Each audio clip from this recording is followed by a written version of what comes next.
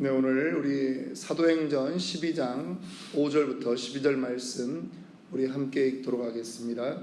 사도행전 12장 5절부터 12절 말씀입니다. 오늘 우리 기도의 응답이라고 하는 제목으로 말씀 나눕니다.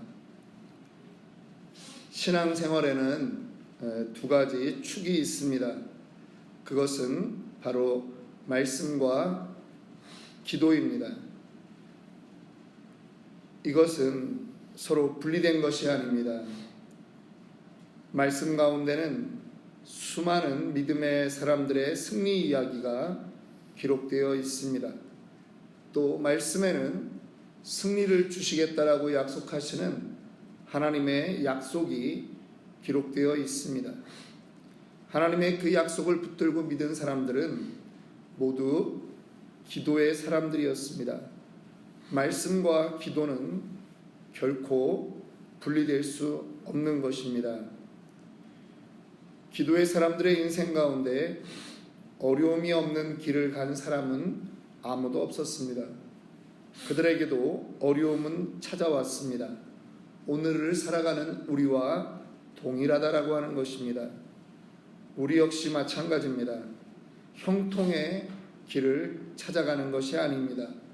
어려운 길 가운데서 형통을 이루어내는 것입니다. 그 형통이라고 하는 것은 바로 하나님이 함께하는 자리가 되어야 된다라고 하는 것입니다. 우리의 삶에서도 인간적으로 보기에는 고통이 있지만 하나님과 함께하면 그 자리가 응답의 자리요 형통의 자리인 줄 믿습니다. 오늘 본문을 보니까 예루살렘 교회에 그 수장되는 베드로가 감옥에 갇혀 있는 장면이 나옵니다. 교회도 어려움을 겪을 수 있습니다. 신앙적인 지도자들도 어려움을 겪을 수 있습니다. 어려움을 겪으면 우리가 해야 되는 일이 있습니다. 한숨을 쉬면 안 됩니다. 습관처럼 기도해야 됩니다. 불평불만하면 안 됩니다. 하나님을 믿는 사람은 그 입에서 불평, 불만, 안 된다 이런 말 하면 안 됩니다. 안 됩니다라고 말하지 말고 되지 않습니다라고 말해야 됩니다. 네. 왜냐하면 우리가 가지고 있는 복음 진리라고 하는 것이 하나님의 승리의 약속인데 그거를 들고 그거를 믿고 사는 사람 입에서 지금 당장 내 앞에서 어떠한 현실적으로 볼 때 내 마음에 들지 않는 일이 있다라고 해가지고 그거에 좌절하고 실망해야 될 이유가 전혀 없는 것이기 때문입니다. 그래서 오늘 우리가 살펴보는 이 기도의 응답이라고 하는 제목의 말씀은 우리의 기도의 그 근거가 되는 것입니다. 어려움이 생기면 반드시 기도해야 됩니다. 교회가 기도했습니다. 교인들이 모여서 12장 5절에 보니까 많은 사람들이 모여서 기도했다라고 말하고 있습니다. 그냥 기도한 것도 아닙니다. 간절히 하나님께 기도하더라 이렇게 말씀합니다. 여러분, 사람이 혼자 기도하는 것이 능력이 있겠습니까? 다 같이 기도하는 것 능력이 있겠습니까? 하나님은 두세 사람이 내 이름으로 모인 곳에 나도 그들과 함께 한다라고 분명히 말씀하고 계십니다. 우리가요 같은 마음을 품어야 합니다. 지금 그 우크라이나에 전쟁이 일어났습니다. 그런데 사람들이 한 마음으로 모이면은 그 어려움이 있지만 그것도 극복해 나가는 것을 봅니다. 저는요 이렇게 교회를 목회를 하면서 어떤 걸 많이 상상을 하냐 하면 이게 작지만 하나의 군대구나 그렇게 생각을 합니다. 또 그것이 틀린 말이 아닌 것이 성경은 우리를 십자가 군대라고 말하지 않습니까? 십자가 군병이라고 말합니다. 근데 이 군대에 가면요 그냥 들어갈 때는 쩔레쩔레하고 진짜 팔자걸음으로도 들어가고 뭐 이 모습 저 모습으로 오합지졸에 사람들이 군대에 들어가는데 6주가 지나면요 사람들이 딱 바뀝니다. 놀랍습니다. 그거 안 바뀔 것 같은 애들인데 들어가면 바뀝니다. 그리고 언어가 첫 번째로 달라집니다. 다나카로 바뀌는 거죠. 일본 사람도 아닌데 다나카가 되는 게 아니라 이랬습니다, 저랬습니다, 어떻게 할까요? 이렇게 하면서 다나카의 그 언어가 바뀌는 거예요. 6주인데 여러분 신앙생활을 30년 40년 하면서 안 바뀌는 건요 자기가 거기에 신경을 안 써서 그래요. 근데 군대에서 6주 동안 하는 것 중에 가장 많은 게 뭔지 아십니까? 행군을 시킵니다. 그냥 팔 높이 들고 다리 들고 걸어가기만 하는 것입니다. 줄 맞춰서 계속 걷습니다. 그런데 그거 하나만 해도 변한다라고 하는 거예요. 3분 복음 메시지를 왜 하는 줄 아십니까? 성도가 십자가 군대로 변하기 위해서 그렇습니다. 기도도요 함께하면 능력이 있습니다. 삼겹줄은 쉽게 끊어지지 않는다라고 성경이 분명히 말하고 있기 때문입니다. 베드로가 옥에 갇혔는데 사람들이 기도합니다. 그랬더니 그 옥에서 풀려나는 역사가 일어나는 것입니다. 그런데 하나님이 베드로를 풀어줬는데 사람들은 정작 그 풀려난 일들을 잘 모르고 있다라고 하는 거죠. 첫 번째, 베드로 자신도 잘 몰랐습니다. 9절에 보니까요 생시인지 알지 못했다라고 말합니다. 그냥 꿈인 줄 아는 겁니다. 이런 일은 안 생겨. 천사가 내 옆에 와서 나를 데리고 나가는 이런 일은 안 생겨. 그렇게 생각했다라고 하는 거죠. 꿈인 줄 알았던 거예요. 두 번째입니다. 기도하던 당사자들도 믿지 않았습니다. 15절 16절에 보면 그 사람들이요 이 베드로가 와서 기도하고 있는 곳에 문을 두드리는데 그것도 깨닫지 못했다라고 하는 것입니다. 우리가 읽지 않았지만 18절에 보면 베드로를 지키던 군인들도 그 사실을 인식하지 못했던 것입니다. 여러분 베드로가 11절에 가서야 베드로가 정신이 들어 이제야 참으로 알겠다라고 고백하는 것입니다. 무엇을 알았다는 것입니까? 주님께서 주님의 천사를 보내셔서 그를 건져주셨다는 것을 그제야 알았다라고 하는 것이죠. 베드로는 사람이 알 수 없는 방법, 사람이 할 수 없는 방법으로 감옥에서 나왔습니다. 여러분 우리가 경험하고 우리가 믿는 것이 그것입니다. 기도는 사람이 합니다. 그러나 응답은 누가 하신다고요? 하나님이 하십니다. 하나님의 방법으로 응답하심을 믿으시기 바랍니다. 하나님의 능력으로 하십니다. 사람이 아는 범위의 그 한계를 넘어서는 것을 우리는 믿는 것입니다. 그리스도인들은요 힘써 알아야 되는 것이 있습니다. 그것은 나 자신을 알아야 되는 것뿐만 아니라 하나님에 대해서 알아야 되는 것입니다. 성경을 공부해야 되고 말씀을 들어야 되는 이유가 거기 있습니다. 하나님을 알면 나의 한계는 여기까지지만 하나님이 하실 일은 이만큼이구나 하는 것을 믿을 수 있다라고 하는 것입니다. 그러면서 우리가 이 기도의 응답을 우리가 살펴볼 때 첫 번째입니다. 기도는 반드시 응답됩니다. 우리 함께 따라합니다. 기도는 반드시 응답됩니다. 기도는 반드시 응답됩니다. 네, 헤롯이 베드로를 잡아 죽이려고 했습니다. 6절에 보니까 헤롯이 잡아내려고 하는 그 전날 밤에 이제 내일이면 죽는 겁니다. 그런데 그 전날 밤에 베드로가 어떻게 지냅니까? 두 군인 틈에서 두 쇠사슬에 매여 누워 자는데 파수꾼들이 문 밖에서 옥을 지키더니 헤롯은 왜 다음날 죽이려고 했을까요? 지금 6월절 명절을 지내고 있거든요. 함부로 손대면 큰일 납니다. 그런데 6월절 요 명절 지난 다음에 딱 죽일 때는 헤롯 생각에 유대인들이 나를 좋아하겠구나. 지난번에 야고보를 죽였는데도 그때 유대인들이 좋아하더라. 그러니까 요 명절만 지나면 일부 사람들은 이제 내려갈 것이고 예루살렘에서 베드로를 죽이면 이 예루살렘에 그 바리새인들, 유대인들이 나를 좋아할 것이다 라고 생각해서 붙잡아 두고 있는 것입니다. 그리고 이제 내일을 기약하는 거죠. 기도하면서 우리가 실망할 때가 있습니다. 그렇지 않습니까? 생각한 때가 되었으면 생각한 때에 응답이 일어나야 됩니다. 그런데 내가 생각하는 그 타이밍에 응답이 안 날 때가 더 많다라고 하는 거죠. 베드로를 위해서 기도하던 사람들도 그랬습니다. 붙잡히자마자 모여서 기도했습니다.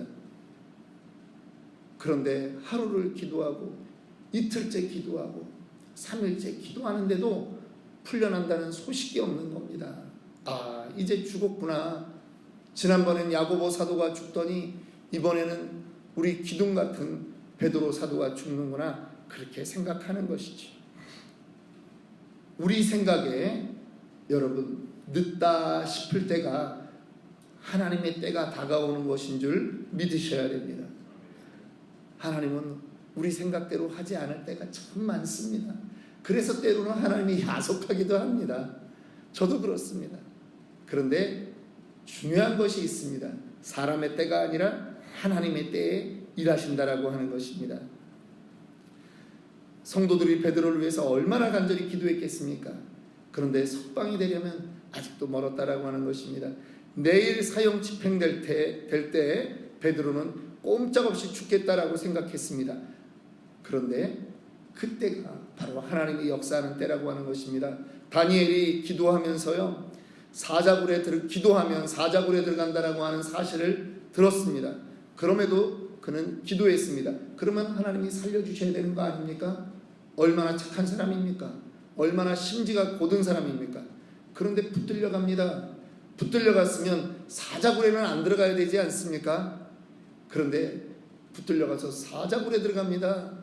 여러분, 그냥 굴에만 들어가고 있었으면 그래도 이해가 됩니다. 사자는 안 들어와야 되지 않습니까?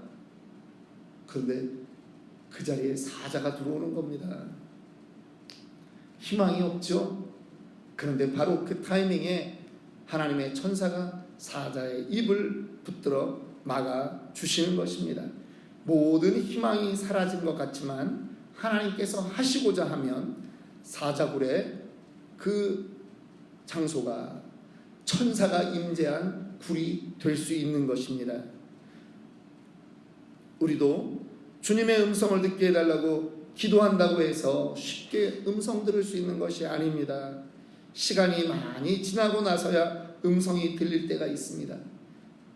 이해가 안 됩니다. 왜 바로 응답하지 않을까요? 여러분, 그러나 우리가 깨달아야 되는 것이 있습니다. 기도의 시간이 지나가는 것은 그저 시간만 흘러가는 것이 아니라고 하는 것입니다. 그 시간은 우리의 영이 더욱 깊어지고 주님 곁으로 가까이 나아가는 그 시간이라고 하는 것입니다. 그 시간에 나를 내려놓고 주님의 뜻에 집중하는 나로 변해가는 것입니다. 두 번째입니다. 기도의 응답은 바로 기적이라고 하는 것입니다. 7절 말씀 보니까 호련히 주의 사자가 나타나매 옥중에 광채가 빛나며 베드로의 옆구리를 쳐 깨워 이르되 급히 일어나라. 그리고 그의 쇠사슬이 그 손에서 벗어지더라. 베드로의 이 옥중에 갇혀있는 모습을요, 성경은 자세히 기록하고 있습니다. 그런데 아무리 생각해도 우리가 알 수 없는 그러한 것들이 있습니다.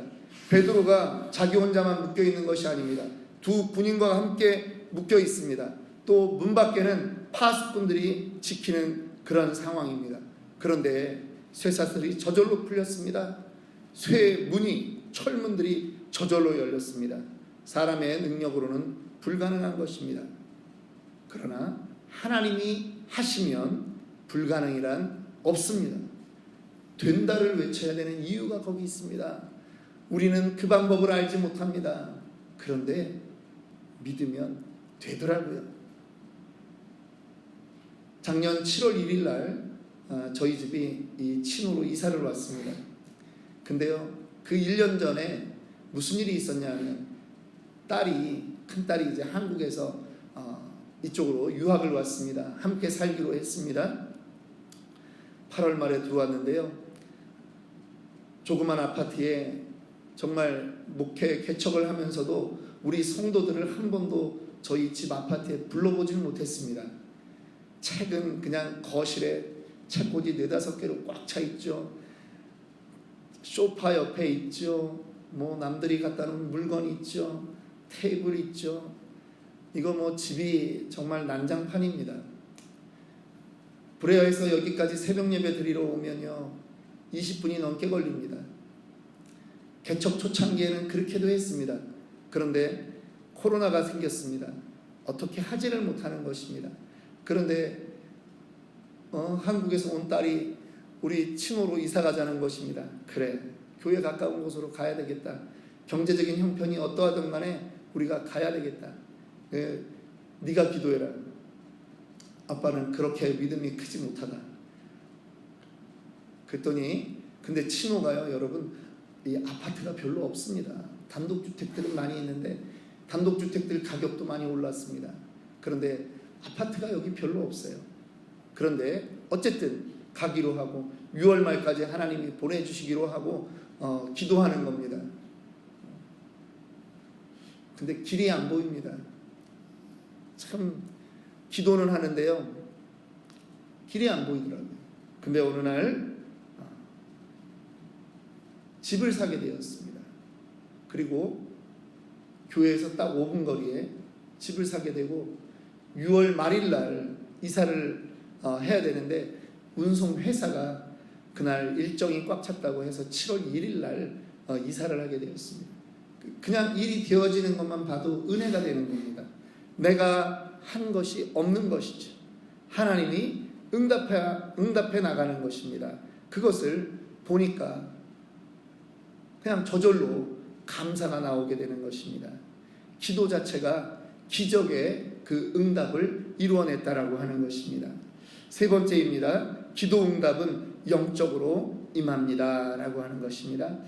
11절 말씀, 천사가 이끌어 왔습니다.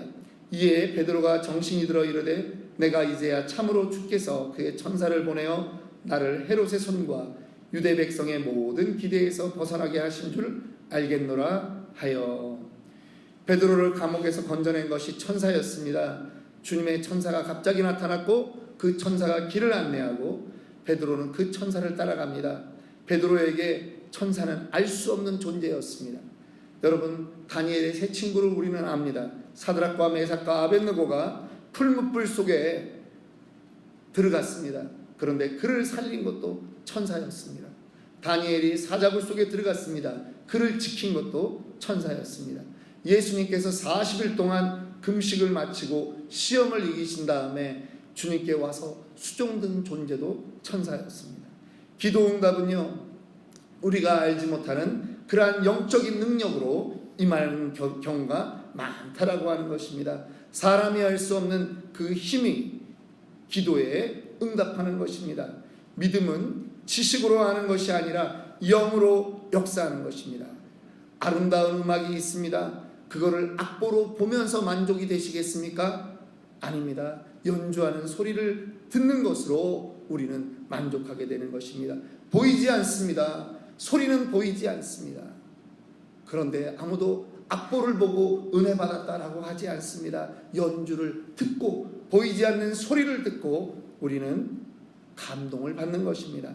하나님의 응답은 영적인 능력으로 임함을 믿으시기 바랍니다.